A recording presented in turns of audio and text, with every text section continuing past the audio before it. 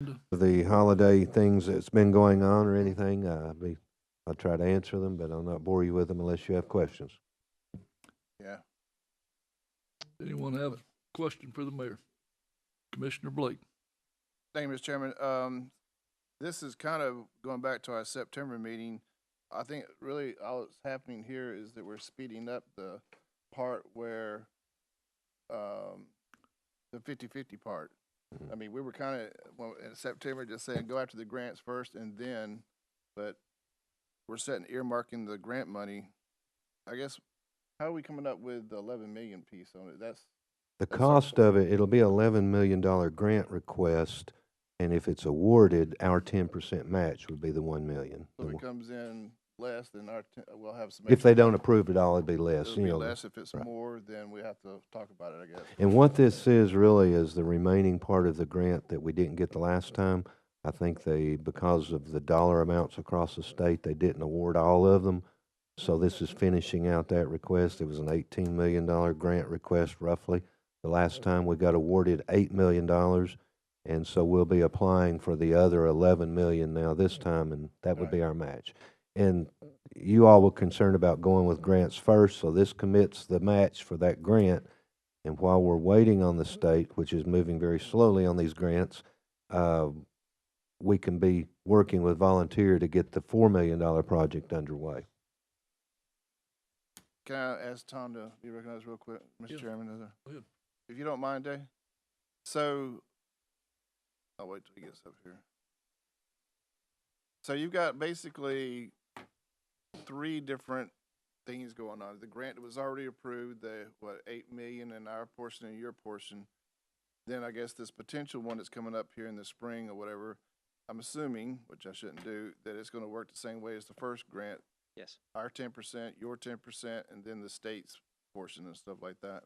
correct, yes. And like the mayor said, they're taking forever.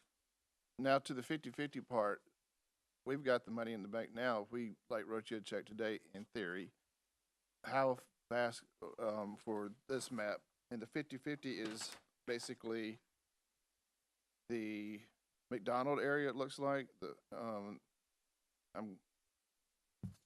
Yes, yeah, South Cleveland, that area, this part right here. Yep. So I guess I'll sum it up, and you can elaborate as much as you want.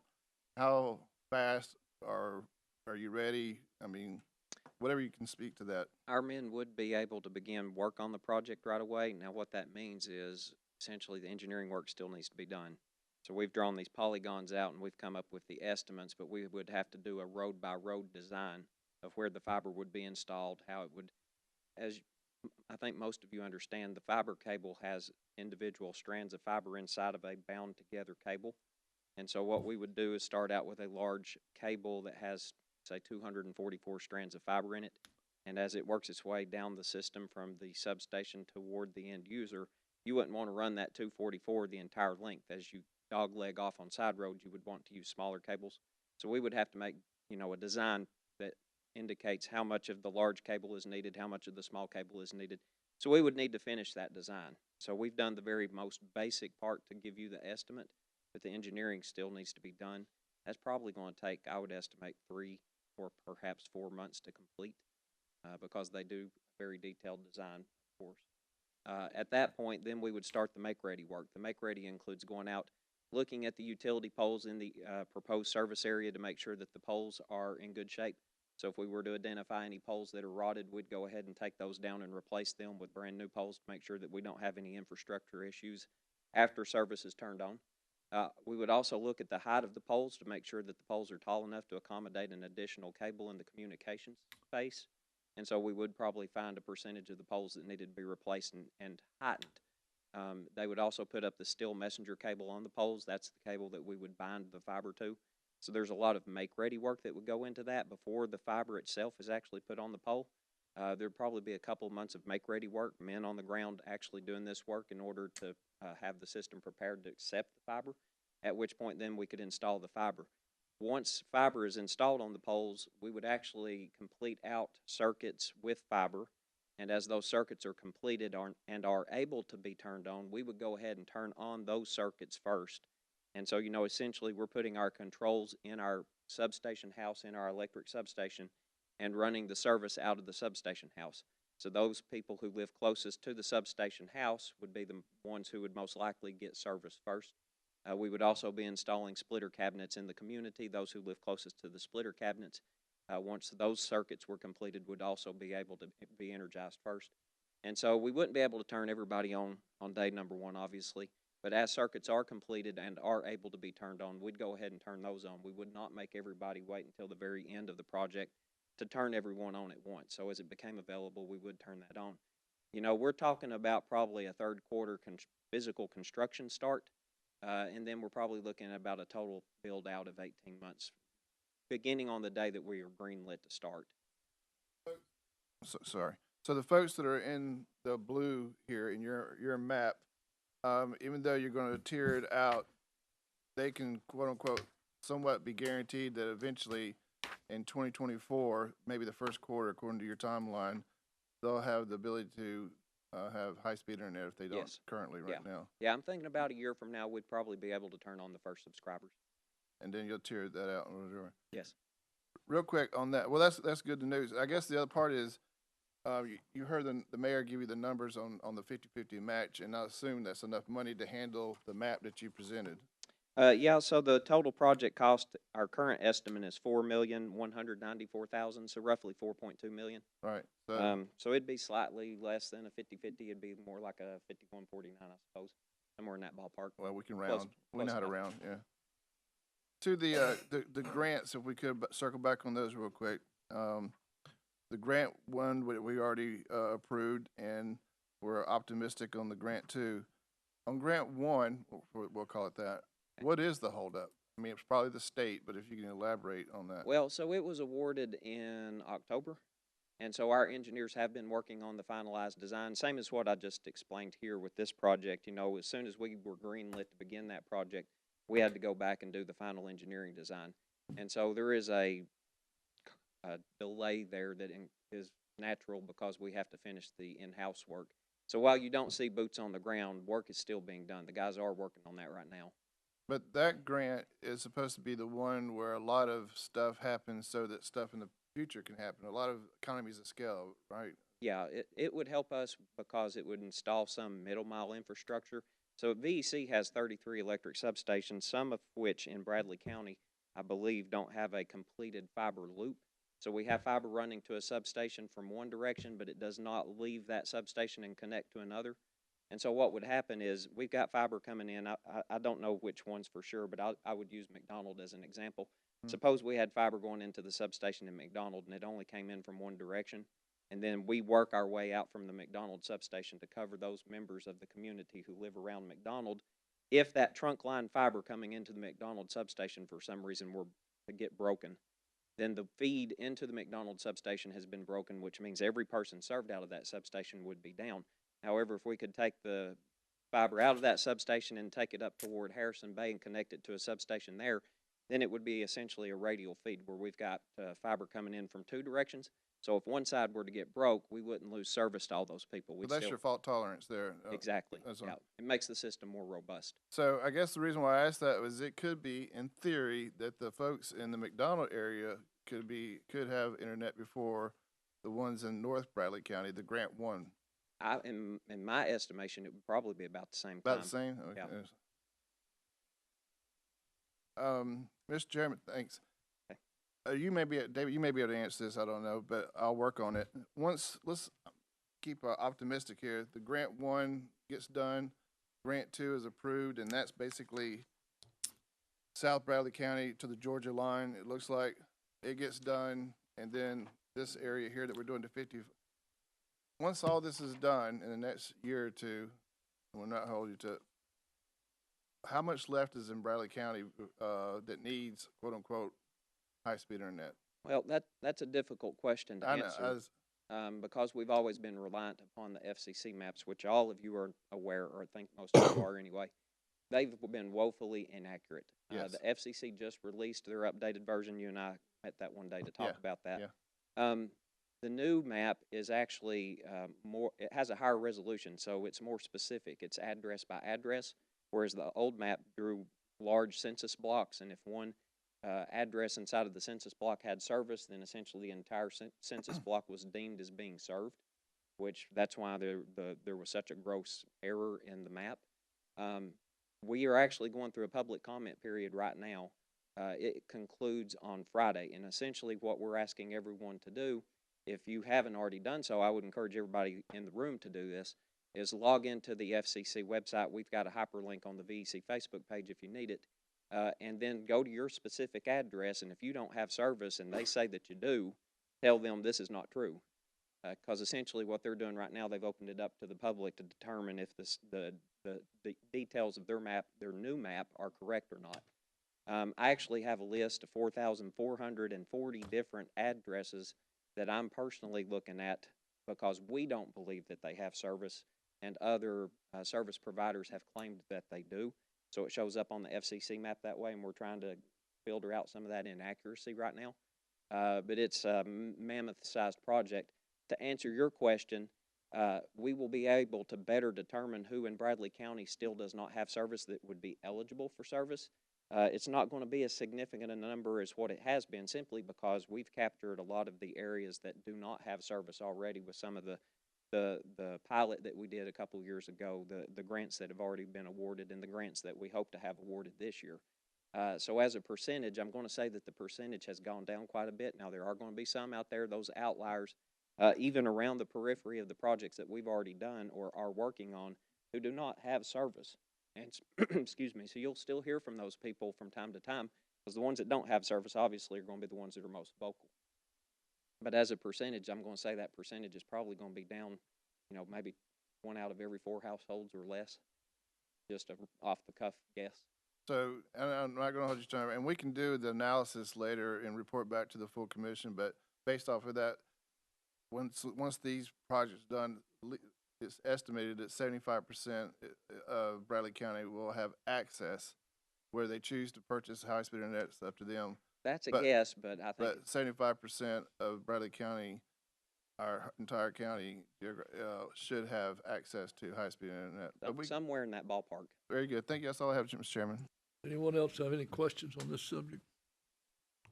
Is that it, Mayor? Yeah, I have one question, Mr. Chairman, sorry. Commissioner Ledford, please. Sugar Grove, where is it located at on Sugar Grove? I see here 1,195 customers. Sorry. Did you all get a copy of this map as well? Might not have. Okay. So we have the two state-funded projects that we're proposing outlined in that map, the blue and red. Yes, that one right there at the bottom. And so let's see. South Bradley, I believe, is the red one, and Sugar Grove is the blue one. And you all are probably more familiar with the area than I am.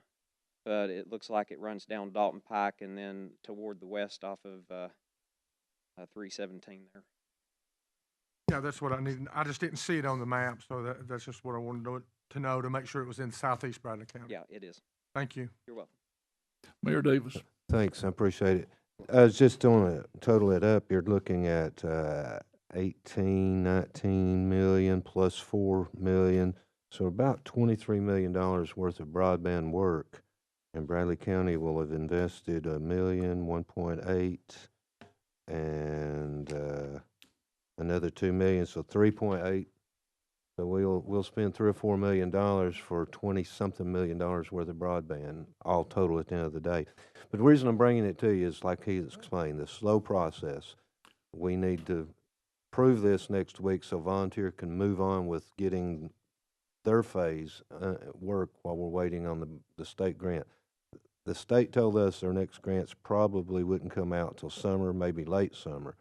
And then you got a delay of when they'll be awarded. So we're holding money back because you get more bang for your buck with the grants, but they're slow in coming. So that way they can be working on this one. And like you said, this one and the first grant possibly get done this time next year while we're just starting on the last grant. So $23 million worth of broadband, and we're spending about $4 million on it, is a pretty good deal, I think, all in all. And it will get a big percentage of our citizens with broadband. Real quick, Mayor, and this art money obviously has to be appropriated by 2024, September 1, I believe. So, and then all the projects have to be done by 2026. So the money that this 50-50 deal, and I guess also the grant, all has to be done to a certain degree unless Congress, we saw what they can do, doesn't extend it till 2026, but you're confident that it's gonna happen? Where you're gonna have the problem possibly is in the last grant. They don't award that till fall of '23. That one's gonna get tight, and that's when they might or might not extend their deadline. But the last grant in this round with volunteer, we're not worried about. But the last grant, because I told them in the meeting, I said, you're not gonna award the grant till end of '23. That's gonna be pushing it. And they said, we know that. They won't say they're gonna give you an extension, but they know it's possibly gonna be needed. Anyone else for the mayor? Prior to going to the committees and or district reports, I'd like to recognize our director of schools, Dr. Cash. I guess I'm wearing glasses here, and some reason I didn't recognize you. I'm sorry. We'll start on the district reports and committees from the right-hand side. Commissioner Beatty. Everything looks real well in First District so far. All right, thank you. Commissioner Hughes. Mr. Chairman, everything's going well. I've heard many complaints over the landfill, though. I had reported this through Building and Land. Our monitoring system was put to a test, apparently. Had complaints. It did show an issue in the monitoring system. Unbeknownst to me, there was a surprise visit by TDEC, which did find an issue, and apparently that issue has been corrected. I couldn't tell you much more other than my understanding of what it was that they were not covering through the night, which led to the complaints. So other than that, I have nothing else to report. Thank you very much. Commissioner Alford. I hope everybody had a Merry Christmas and a Happy New Year, ready to get back to work. And other than that, Second District seems to be doing well. That's great. Commissioner Blake. Thank you, Mr. Chairman. I got a few things, if you'll bear with me. First, from the Lee University School of Nursing, the following students were published in the December 2022 National Nursing publication called Imprint, which is a professional magazine for nursing students. The students Abby Berryman, Jordan Bisco, Danielle Emmert, Maya Makowski, Anna Grace Sutherland, Abby Wallington, Rachel Whitaker, and Mackenzie Willis worked very hard on an article that was published in a national magazine. The name of the article was "No More Crying After Clinical Prep for Your Day." They worked hard on their collaboration, and it paid off. And congratulations to all of them. Also, Mr. Chairman, as you may know, many of us, if not all of us, had to endure the quote-unquote blackouts last week or two. Mr. Chairman, I would like for this commission to extend an invitation to TVA to come to one of our work sessions in the near future to help us and the people we represent understand exactly what happened, why, what is being done to ensure that this never happens again. So if it's okay with you, Mr. Chairman, to extend an invitation to TVA and work out the date and all that, that'd be great. Thank you very much. Lori, can you work on that down the road, a work session? And last, Mr. Chairman, this past Friday was the beginning of the 100-year celebration of the Cleveland Bradley County Library. This was the beginning of a celebration that's going to go out through the whole year. This was the first event, but you will hear and see events that celebrate the 100-year centennial anniversary throughout 2023. A couple of commissioners were there. The mayor was there. I thought it was a good event and something we can all be proud of. Last, Mr. Chairman, the Finance Committee will meet about 10 to 15 minutes after this meeting adjourns. That's all I have. Thank you. Thank you very much. Commissioner Collins. Thank you, Mr. Chairman. Just want to express sympathy and condolences from this body and personally to the Stewart and Dillard families as they continue to grieve and mourn and move through a terrible loss and a tragic event that took place this past Christmas. Continue to pray for those families, those that were impacted, including Elkmont Baptist Church and Walker Valley High School, as they, again, continue to grieve and move through an unthinkable tragedy. So I would just ask we continue to pray for those folks. Thank you, Mr. Chairman. Thank you very much. Commissioner Winters. Thank you, Mr. Chairman. The 7th District is doing well. I'll say this with a microphone.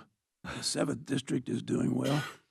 The seventh district commissioners having jet lag as we sit here. I just had a nice trip with my wife. For you, they're keeping up with her. She's doing quite well, able to travel. Still has some work to be done to be as mobile as we like. But thanks for your prayers and good thoughts. During the time I was away, I got contact from the Art is Here committee.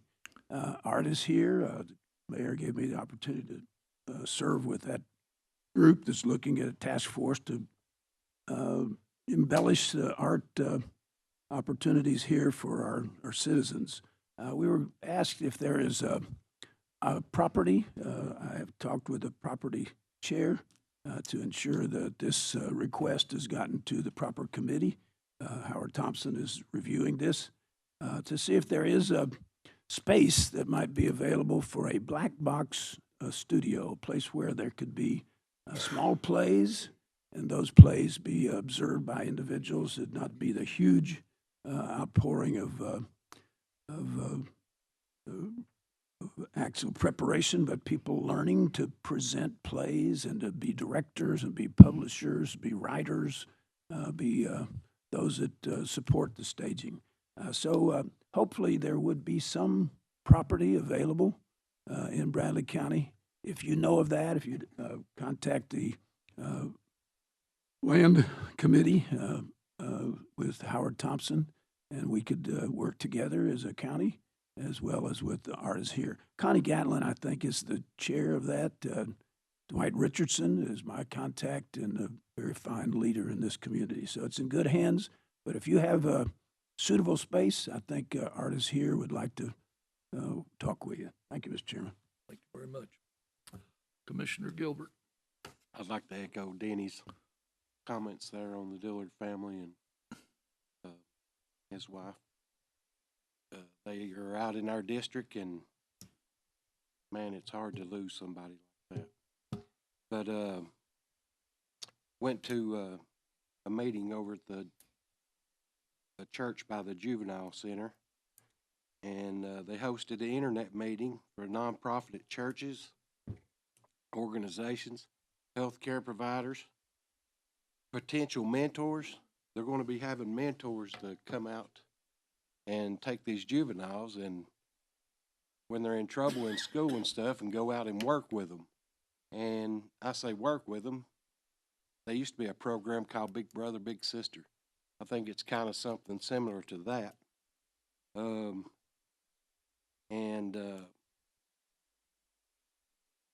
think it's Unite Tennessee is the deal they're going to be using, and they're going to be able to keep track of these juveniles and stuff like that. So I think it's going to be a pretty good deal. But the mentor part, I think, is one of the greatest things there is, and being able to let nonprofit organizations in, churches and people like that, to come in and speak to the kids and mentor. So other than that, everything's good in the 4th District. Thank you very much. Commissioner Thompson. Mr. Chairman, I'd just like to extend my thoughts on the terrible accident that we had on 64 Highway. And for that family and those kids, I'd just like for us to have a moment of silence here before we continue. I think that's very appropriate. If you will, please, a moment of silence.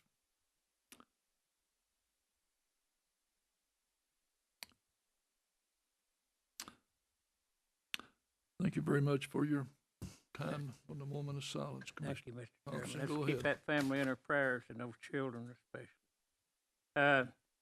This morning we have, we went over a septic repair bucket and sewer a couple of weeks ago, and hopefully there's a lot of questions being asked why that hadn't been started yet or hadn't. Of course, there's a lot of things to get it started, but we have Ocoee Utility here this morning, Tim Lawson, and he has some things to go over with us. If he would come forward, please, Tim, about hooking sewer up where it's acceptable. Thompson, good afternoon to the commission. Mayor, well, and I'm not privy to the entire discussion that y'all have had regarding this ARP bucket for the septic, problems in the county, which there are obviously many.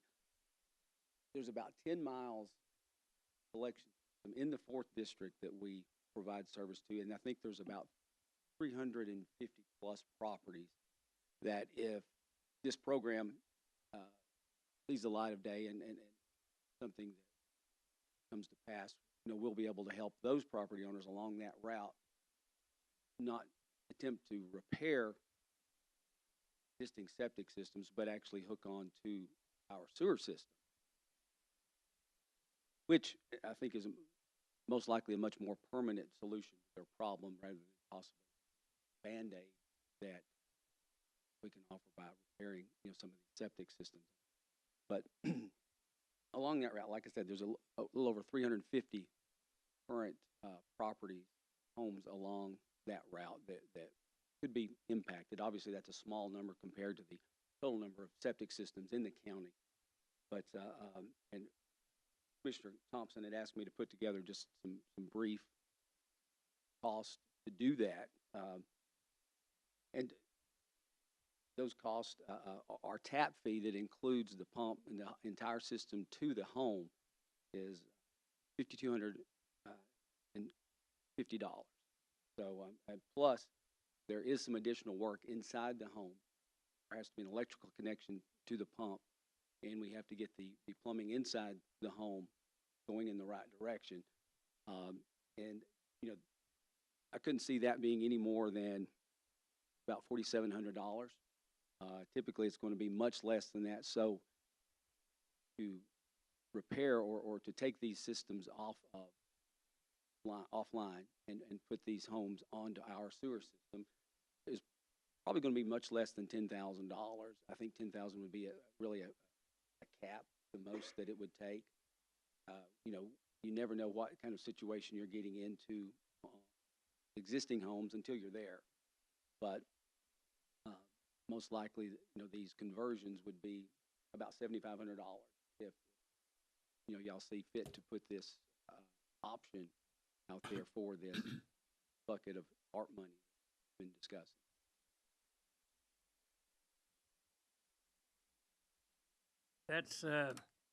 That's more information. We'll gather that more information. Mr. Mayor, do you have any idea when the petitions?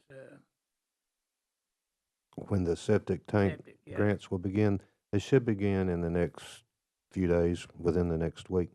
The contract was drawn up, it's in their hands. They indicated they would have it back signed today or tomorrow probably, and then they'll be ready to go with starting taking the applications. Now, where will those applications come from? The Southeast Tennessee Resource Conservation and Development District, which we'll probably have copies of them to hand out too. But the contract requires them to do the advertising, providing the contracts and so forth.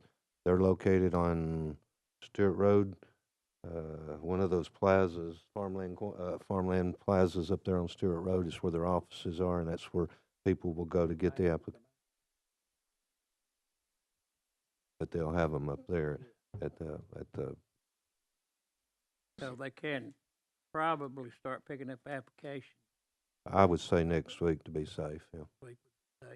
And we did say the 1st of January, not literally meaning January 1, but it's still the 1st of January. But no, they get that signed back to us. We'll sign it, and they'll be ready to go. And I think they're ready to move forward in the next few days. Then that's the reason I asked Mr. Lawson to be here this morning. Is the fact that they do have septic in a lot of areas, especially in the 4th district, and I don't think in the 6th district they have any down in the 6th district. They supply the water in that area. But it's to the point that hopefully that we can, and we did make a motion to do that, to hook up to those septic or the sewer system if it was available instead of repairing the septic. if I could just add to that, you approved paying for the hookups if the state said that the septics were unfixable. Right.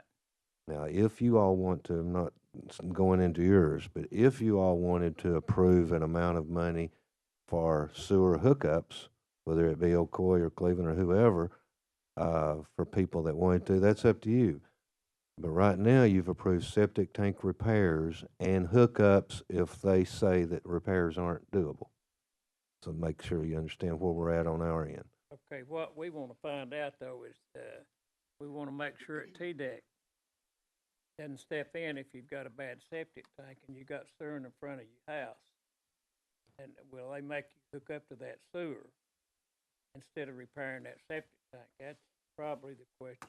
Yeah. They shouldn't, but if they do, you've covered that with help for the hookup. If they say you've got to hook on, you can't fix it. If they were to say that, I think that's covered in what you all have approved. We need this, looked in a little farther because the fact that most of the time, the prices he's given us here would be cheaper to hook up to the sewer than it would to repair a septic tank.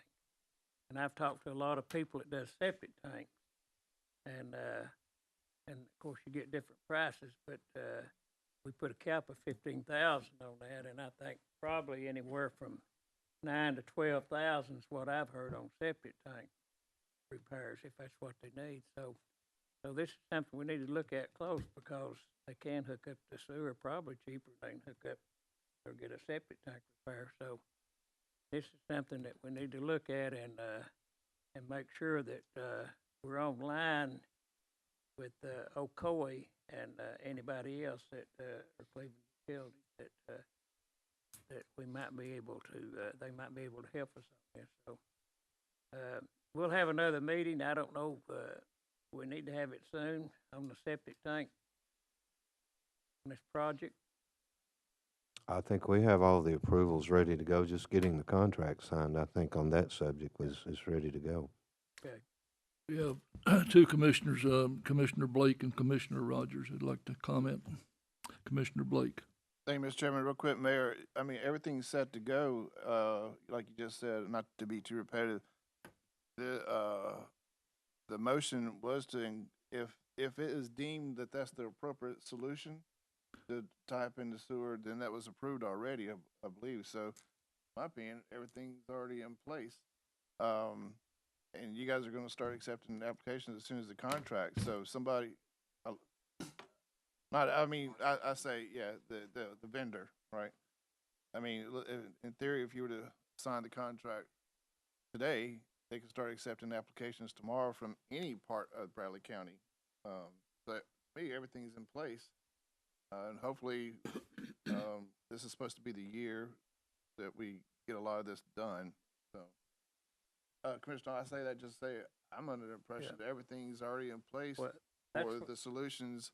If it has to be a hookup to sewer, or if it has to be, you know, a repair of the actual septic tank, what have you. I think we left it at a high level just for that reason. Yeah. Mr. Chairman, I was thinking, Mr. Mayor, I was thinking that was part of the motion. Is for them to be hooked up to the sewer. It was. I wish I had it in front of me, but I'm just saying it was approved to pay to hook on to sewer if it was deemed necessary. There's a big difference there in the play of words, so we only have the authority to grant money for hookups right now if it's deemed necessary by the state. I don't know, maybe I misunderstood, but I thought it was, I'm thinking like Milan Blake, like Mr. Blake was talking about. Everything was in line to do that. If it was available, sewer was available. So, right.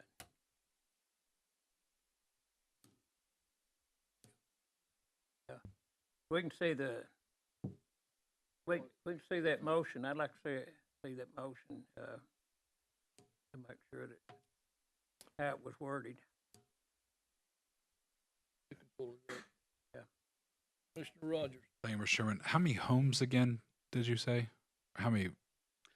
Along the existing system route there, and there's probably 350 plus, so I would say there might be 350 to 370 along the route, the existing route. Commissioner Gilbert. I think what the whole thing was for, Mayor, was to clean up people's septic tanks that was leaching into the creeks, right? That was the whole deal. And then we came along and said that it was we was gonna go, if your septic tank was tore up, messed up, your septic line, that you would have 2 contractors come in, give you a bid, turn it in to TDEC, wasn't it? Or to, RC&D. And then if you had sewage in front of your house and TDEC said that they could not fix that, they had to connect on to sewer if they had it in front of their house, right?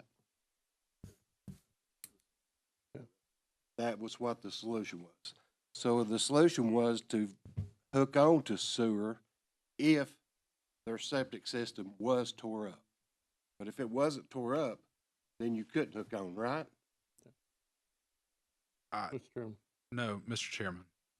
Roger, Commissioner Roger. I believe the agreement was, the resolution was, if the septic system is not replaceable and not fixable, if TDEC deemed that the septic system was not fixable and there was sewer in the front of your house, then you could hook up to it and apply for the grant process to hook up to it only if the septic was deemed unrepairable by TDEC.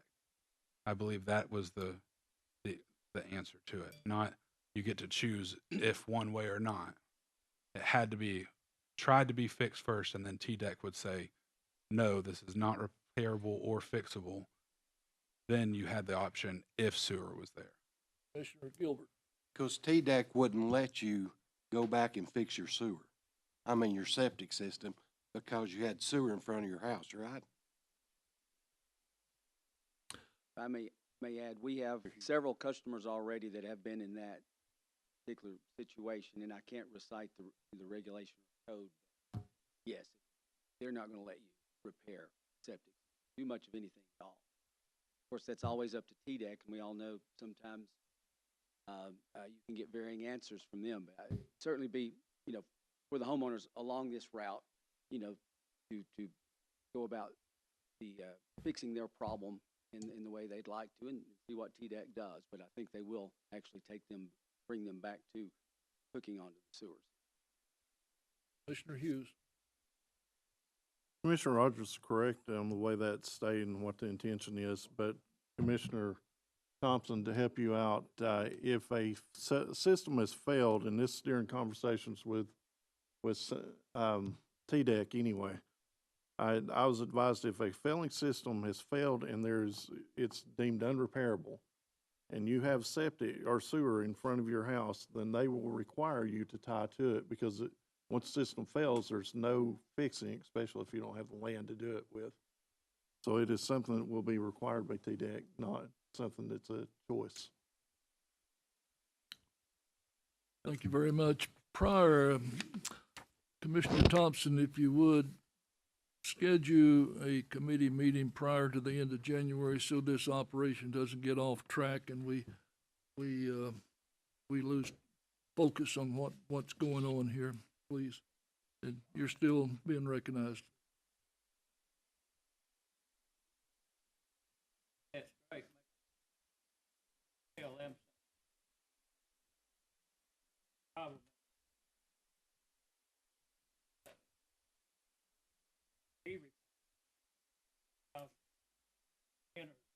$1,000 and this is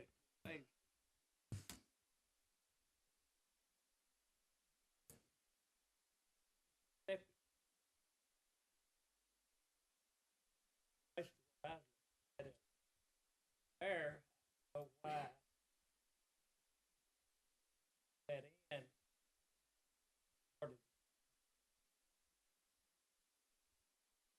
able if they're bad, if a septic is bad. I've got to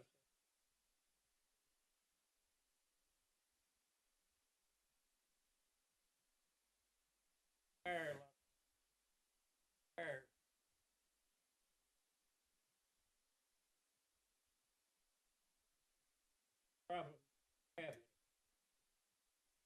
So, something about can do it, but if the financial they can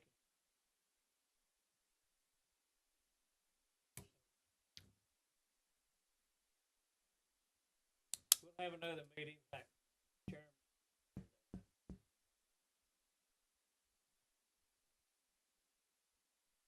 Mr. Chairman.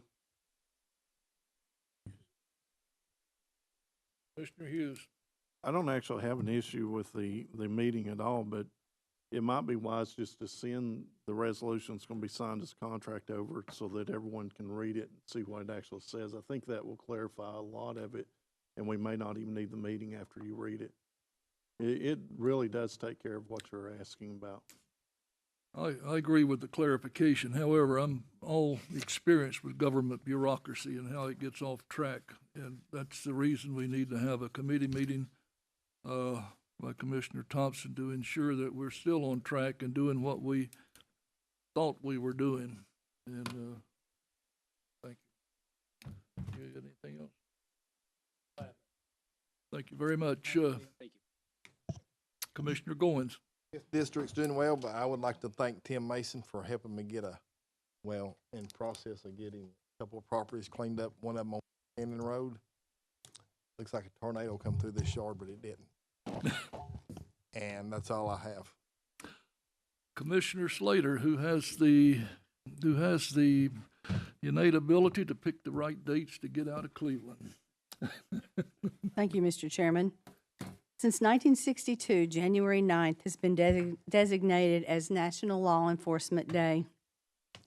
Law enforcement officers of every rank and file have chosen a profession that puts their life on the line every day for their communities. They've answered a call to public service that is often demanding and often unappreciated. From local, state, and federal, their duties command dedication. The jobs are often thankless and take them away from their families for long periods of time. Rarely do they know what their days have in store for them. More often, they work in coordination with other local, state, and federal agencies to make communities safer. Sheriff Lawson, I appreciate the job that you and your staff do every day to keep our community as safe as it can be. And I pray for you and your staff daily. But I do appreciate all that you all do to keep our community safe. That's all I have. Thank you very much. Commissioner Mason. Thank you, Mr. Chairman. The Road Committee will have a meeting January the 18th at 9 a.m. It will be here in the conference room, here in the commission room. Superintendent Tom Collins called last week. He wanted to invite the mayor and all the other commissioners after that meeting. He's wanting us to come down to his location and look at some of his equipment and other items at his facility there. Also, I've got 2 items I need to put for a voting for next voting session next week. The Road Committee voted at the last meeting to recommend authorizing the county attorney to prepare a quitclaim deed for property along Brook Bryson Road that will allow emergency vehicles, school buses, and mail trucks to make a complete turn. Place this recommendation on the January 17th voting session agenda. And my last item is the committee also voted to recommend approving recommendation by our road superintendent to make improvements to the intersection of Candies Creek Ridge Road and Old Georgetown Road by installing number stripes, installing a stop sign, and changing the yellow flashing light to a red flashing light. And I placed this recommendation on January 17th voting session also. Thank you. Commissioner Slater. So when the road department meets on the 18th, will they have their financials, their monthly financials? Because I don't think we have seen those since August. And that was something that this commission voted, was that they would supply their monthly financials to us, and I don't believe we've gotten them, have we, Lori? The road department? Yeah. Okay. Well, I'll ask Superintendent Collins. Sure will. Thank you. That's all I have, Mr. Chairman. Thank you very much, Commissioner Ledford. Thank you, Mr. Chairman. First of all, I'd like to thank Pastor Green. He's been at the hospital many years. Seen a lot of things going on. I appreciate him. Number 2 item, went to Big Tom's on Christmas Day. They were giving away free dinners, and I got the opportunity to deliver some of those free dinners up to Life Care Centers. So that was a great feat for me to do. Number 3 item, I took a tour of Lake Forest School this morning. I had not seen the building, and of course, that's one of the schools in my district. So that was Richie got with me, Richie Stevenson, which we actually went to high school together. So we talked about old times and the way things have changed from today's school and the way it was when we were going to school. So that's a great looking building over there, and I hope we can, keep it maintained and looking as good as it looks today as it will 20 years down the road. And I also want to send out condolences to the Dillard family and to the young child that's life was taken. The Dillard family, that strikes a note with me. I had 3 boys, and I can't imagine my 3 boys, as reckless as they can be, going without a parent. So that touches my heart deeply that these children don't have their parents anymore. That's tough. So that's all I have, Mr. Chairman. Thank you. Thank you very much. If you haven't, as a commission, reviewed the schools in your district, I would urge you to make the appropriate coordination and at least go in and meet the principal. It will be an eye-opening experience for those if you haven't been there. Commissioner Rogers. Thank you, Mr. Chairman. I too want to send my condolences and prayers to the Dillard family as well. I don't have 3 sons, but I have 3 daughters. To hear the news on Christmas night, it definitely touched our family as well.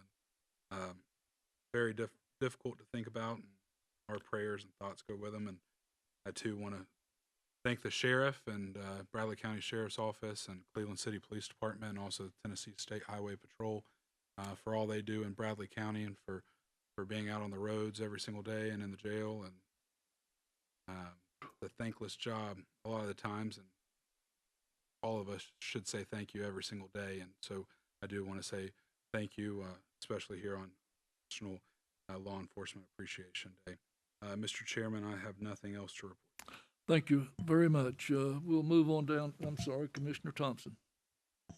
Chairman, I'd like to.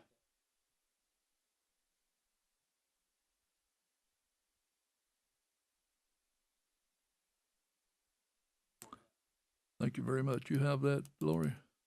Great. Thank you. Anyone else before we move to the agenda items? I now go to the agenda items. A, Commissioner Slater. Thank you, Mr. Chairman. As you recall, earlier last year in 2022, we voted as a commission to provide money to help with the affordable housing in our community. And City Fields was the recipient of $400,000 of that money. And Dustin Tommy is here today to update us on how City Fields has spent that money. So Dustin, thank you for being here today. Thank you, Cindy, and thank you for the opportunity to share with this body and update you on how funds were spent and the impact that it's made. My name's Dustin, and I am the Executive Director of City Fields. We're a nonprofit that specializes in neighborhood revitalization, affordable home ownership, workforce training, basically helping people better their lives and better their communities in places that have been sometimes overlooked. We work in the historic Southeast Cleveland neighborhood of Blythe Oldfield, which is District 5, and we are expanding our footprint into District 3, the College Hill neighborhood, which is where I'm a resident of. But I'd like to start out with a quick video we put together for this group. Lori?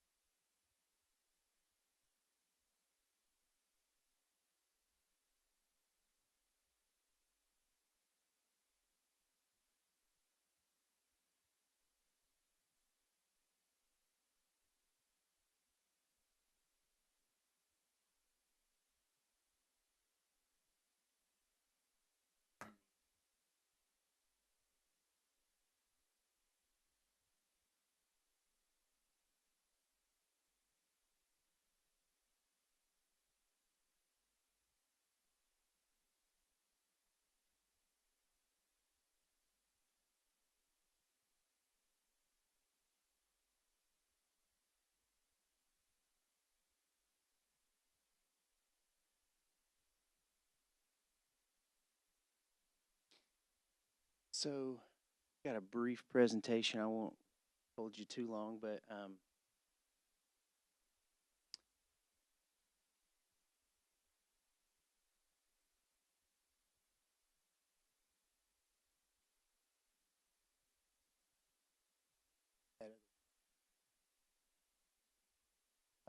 one.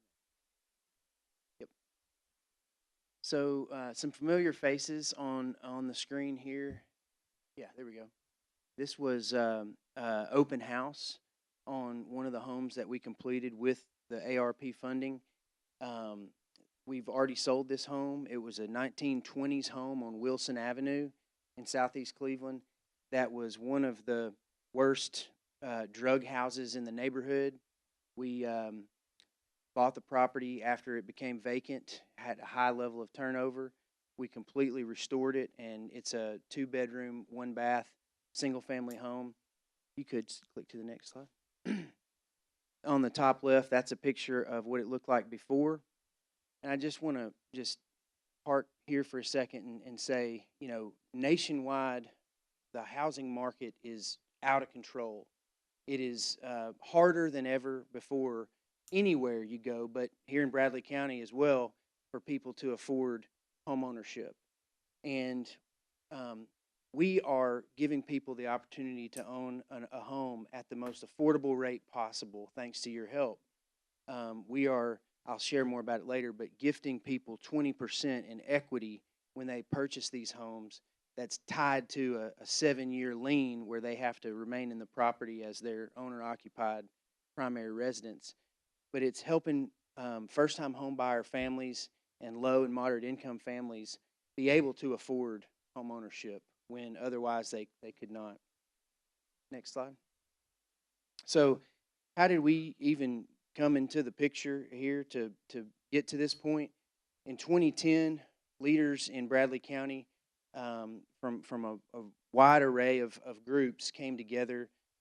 United Way, Habitat for Humanity were two of those groups, but Chamber of Commerce, several other groups, and began to plan around what's going to happen to this East Cleveland area where there was the old Whirlpool site that's now becoming vacant. And those two, the neighborhoods surrounding that were economically distressed and needed a jolt. And so in 2014, Impact Cleveland was born. That was our name before we became City Fields. We started working. I moved into the Blythe Oldfield area in 2014, and we put boots on the ground and started bringing that community together and bringing hope and vision back to what that community could be. In 2017, we officially became City Fields, a separate 501c3, our own independent nonprofit organization. And that's when we started really investing in houses and selling them to first-time home buyers. Before that, we had done minor home repair projects on houses, and we administered the TVA Extreme Energy Makeover Grant. But in 2017 is the year that we were born. And this last year, the Bradley County Commission approved funding from the ARP Rescue Plan funds to help us invest more in affordable housing. That's what we have done with the funds, and in a minute you'll hear a testimonial from one of the buyers that have already bought one of the homes you funded. In 2023, we plan to, like I said, expand our footprint into the East Cleveland neighborhood of College Hill, and we have 12 homes slated to complete this year in both Blythe Oldfield and College Hill, and we have that many more houses under contract and on deck to begin in 2024. Next slide.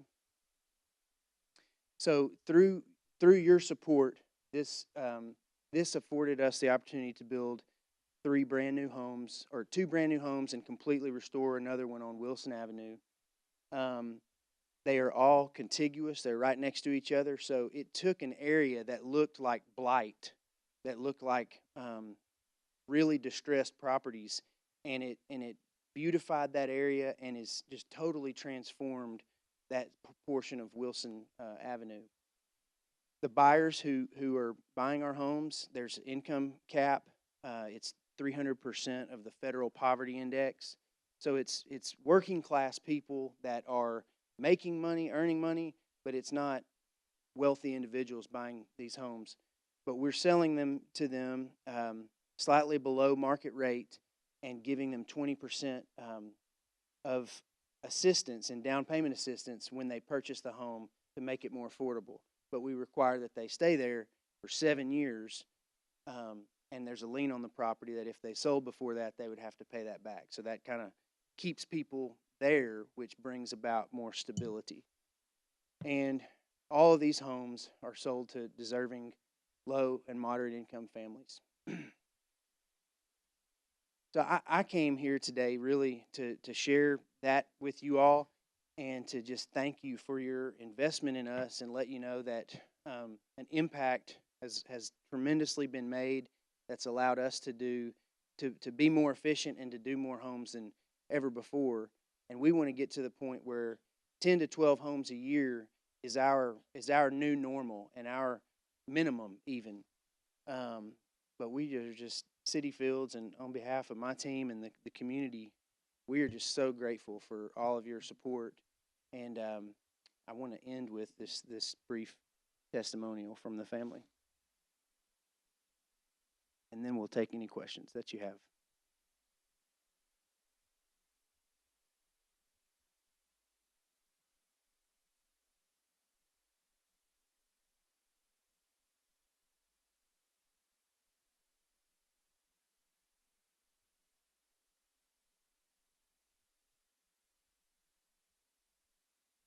So first got to class, great opportunity for us. I think also the economic status of buying a home in this market. The last few years, especially, been tough for us, and this year we were in that boat, having to move out of we were renting, forced to find not as good a place to live. It really is crazy. My little one will grow up knowing so many different kinds of beautiful people.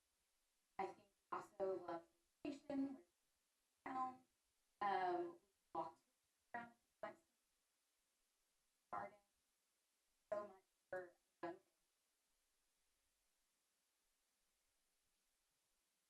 So yeah, and on behalf of that family as well, thank you. Any questions?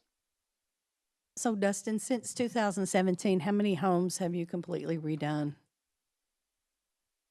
20, 21. 15 of those have been sold, and then we have 4 that are really either really close, like 95% construction complete, or closer, that we will have sold in the next probably 2 months. So there's a lot of homes coming online probably here in the next month to 4 months, and we are hoping to do 10 to 12 homes this year in addition to that. Commissioner Ledford. Thank you, Mr. Chairman. Dustin, as you know, we talked before, 2 houses up from that home that was the drug house. I grew up in that house on Wilson Avenue, 1230 Wilson Avenue. In 1963, I was born, and I was taken to that home, and that's where I lived for 21 years of my life. Now, the old field is what we used to call it, because that's what it was. I grew up in that old neighborhood. I noticed as we were panning through there on those homes where the testimonial was at, behind that was the brick church, and it's still standing there today, Big Springs Methodist Church. We used to play all up in that church all the time. That's where, when we played Cowboys and Indians, I would always go, because on the back side of that church was a stairwell, and I could see them coming. So, of course, back then when we played Cowboys and Indians, it was with real BB guns. And we had the little plastic wooden bow and arrows. Now, we'd have the girls basically would dress up like the little Indians, of course, with their hair, and you didn't want to mess with them. Trust me on this one. You can say girls are girls if you want to, but not those girls over in the old field. They were bad. But that neighborhood, I drive through there quite often, and I'm so grateful to see how nice you are trying to make it. And of course, you're not going to get rid of most of the, I mean, you're not going to get rid of all the garbage over there. Of course, where the park is down there at Blythe Avenue School, of course, I went there for 7 years, kindergarten through sixth grade. And that, where the pavilion is at, that used to be our softball field. And we used to play softball there. Mr. Walker was a teacher there. Mr. Good was a teacher there.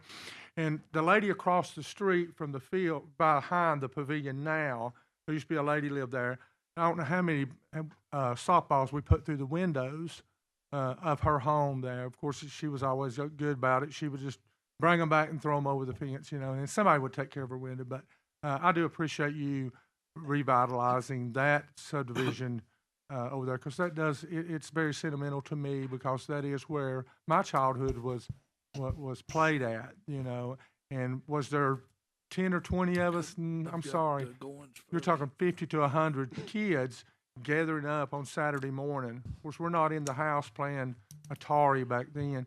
We were out riding our bicycles and climbing trees and scratching our knees up and stuff, which I wished our children today and my grandchildren today could get back and grow up like I grew up. But I do appreciate it, and I do thank you. That's all I have, Mr. Chairman. Thank you. Thank you very much, Commissioner Goins. And I seen some of the stuff before it got all this attention, really. And I mean, I've seen a lot of, especially around the Blythe Avenue School. But keep up the good work. Thank you. Commissioner Winters. You said you wanted to do 1 to 12 homes a year? 10 to 12. 10 to 12? Yes. What kind of budget do you have to raise to do that? It's growing. It's probably closer to $2 million now with doing that many homes for my whole operation, which the vast majority of that is housing, but the other big pot that is required for us to achieve our mission is the workforce training piece that we partner with Cleveland State, Folk Rehab, Adult Education, and are training. We did 80 trained 80 welders to be certified in MIG welding last year and have an 80% success rate in getting them placed to really awesome jobs that are increasing their incomes. And so, yeah, that's the other big part of what we do. That as the first social worker in Bradley County Schools in East Cleveland, I thank you for that, because been in those homes, dirt floor homes, that had no future, but still made a great future for themselves, a lot of that generation. Thanks for what you do. Appreciate it. Anyone else? Commissioner Blake. I'll be real quick. Justin, you mentioned the 20%. How much flexibility do you have with that? Because your world is changing a lot with the Fed getting involved with interest rates and stuff like that. So is it hard set that you on 20%?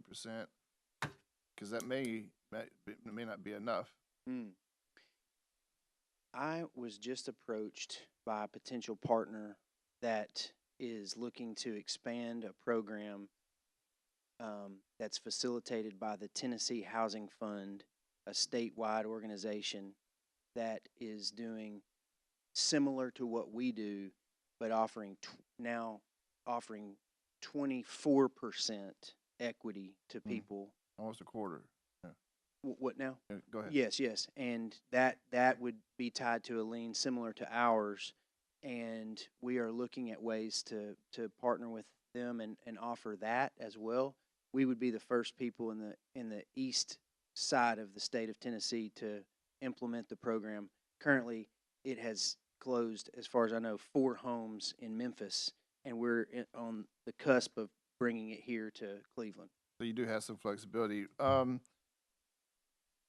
Besides all the good stories and heartwarming stories that Commissioner Leffers told us about and the testimony of what here, this also makes economic sense from our point of view, and we'll touch on that.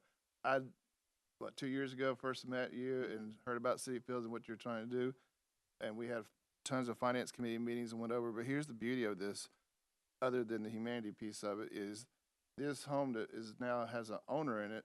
They are property tax owners of a higher appraised house than what it was.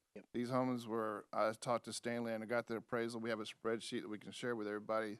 These homes were not appraised very high, you can imagine. They put the investment into them, they get them fixed up or rebuilt. The homeowner takes over, and now they're property owners at a higher appraisal rate, and that helps us on our side. We're not in business, but we understand that there's an economic impact, a positive economic impact on that, and there's only going to be more of that. Right. While City Fields is quote unquote the owner, there's that time where there isn't. But as soon as the owner takes ownership of it, that's what happens. Last question, Roger. The amount that we allocated in our bucket for City Fields, how much have you drawn down? Because yours is on a drawdown system, Yes. right? How much of that have you used so far? And if you don't know, I can find out later. 100%. You've used up all of the money that we allocated? Yes, sir. Thank you. That's all I had, Mr. Chairman.